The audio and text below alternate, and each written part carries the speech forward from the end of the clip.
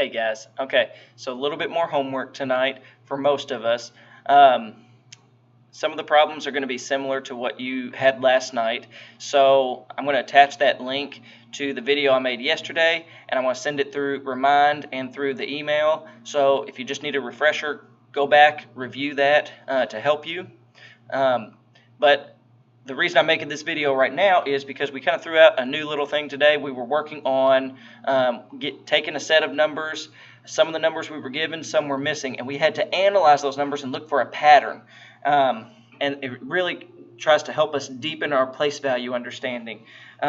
So, for instance, we had 2 hundredths, 2 tenths, a missing number, and then 20. So I had to look for a pattern in the numbers that I'm given to figure out what's that missing number.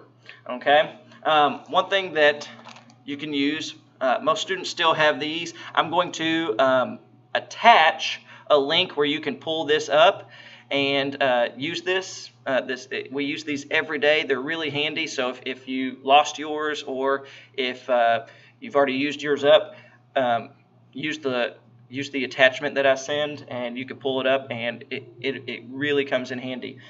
So one thing that we did was we took the numbers and we put them onto this place value chart. So let's say we have 2 hundredths, and then we had our 2 tenths, and then we had our missing number, and then we had 20. So now that I see them on the place value chart, I see that the 2 has jumped up 1 place when it moved up to the 2 tenths.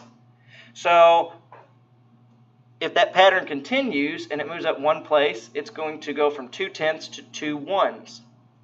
And then I can see that I have figured out the correct pattern, because from 2 ones to 2 tens, which is 20, it's moved up 1 place. So I have figured out the pattern. So my missing number would be 2. So I go back over to my set of numbers, and I see 2 is going to be the missing number. Okay, so let's do one more quick example just to really drive the point home.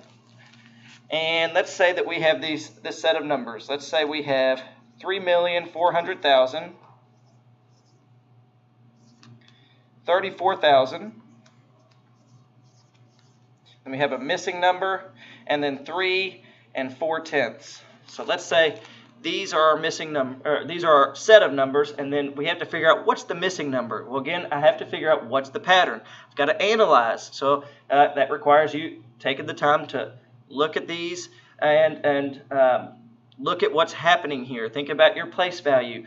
What's happening to my digits when I go from one number to the next? So again, if I go back to my place value chart and put them on my place value chart, I had 3,400,000. Then I went down to 34,000. Okay. Then I skipped my row for my missing number, and I put in my 3 and 4 tenths. So again, as I'm analyzing these, I noticed that my digits, I noticed that the 3 has moved back 2 places, from the millions place to the 10,000s place. So I'm going to see if that pattern continues. It's going to go back 2 places, and it's going to land in the hundreds place.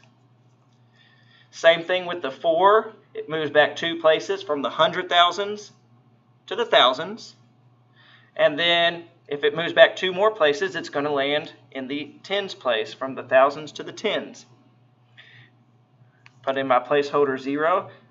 And then to know I have the correct pattern, I see the 3 from 300s 2 places back.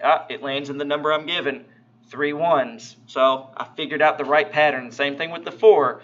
Went from 4 tens to 4 tenths, so it moved back 2 places.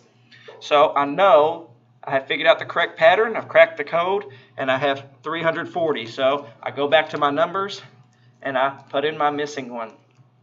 Okay, some of the sets of numbers will have 2 missing numbers, maybe 3 missing numbers. So again, look at what you're given, analyze it, and look for that pattern. Okay, and again, use this place value chart. It's really handy. All right, do your best, and I'll see you tomorrow. I'll be here at 7 in the morning, so come down to my classroom if you have any questions. Like I said, I'm here to help you guys. So I'll see you tomorrow. You'll do awesome tonight. All right, later.